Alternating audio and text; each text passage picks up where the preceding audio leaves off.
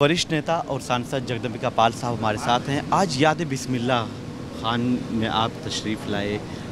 जिस तरह से उनकी शहनाई आज भी पूरी दुनिया में गूंज रही है, क्या कहें? मेरे उनसे जाती ताल्लुकात थे। मुझे न्याज हासिल हुआ कि मैं उनके साथ रहा।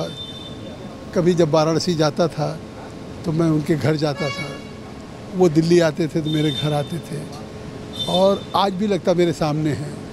और वाकई वो उनकी सहनाई, और मुझे लगता है कि शायद कायनात तक रहेगी। और आज जो उनके याद में ये शाम थी, इसीलिए हम सब लोग आए। एक तरह से हम उनको खराज अकीदत पेश करने आए, उनको श्रद्धा सुमन अर्पित करने आए। और आज वो केवल हमारे रत्न नहीं है कि भारत रत्न से, आज वो पूरी दुनिया में जो उन्होंने सहनाई से इस विधा की म्यूजिक दिया है और संगीत दिया है, वो मुझे लगता है पूरी दुनिया में शायद कोई उनका सानी नहीं है।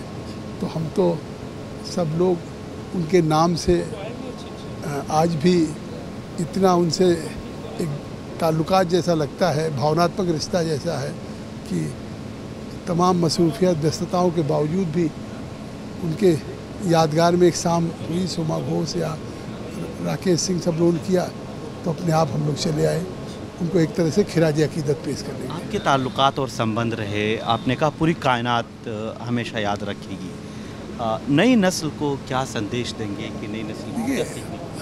आपको नहीं मालूम, मेरी शादी के भी 50 साल हुए, तो मैंने 50 साल में जो लखनऊ में फंक्शन किया, वहाँ भी मैंने केवल सितार रखा था।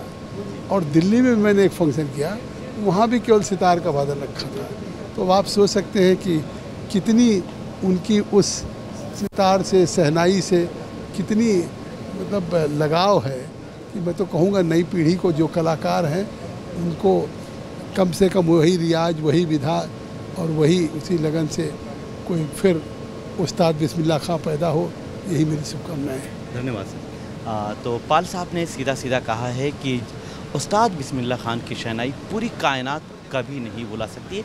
ये बहुत बड़ी बात है और यही हकीकत है, और इसीलिए हमारी भारत सरकार ने उन्हें पद्म भूषण से नवाजा है।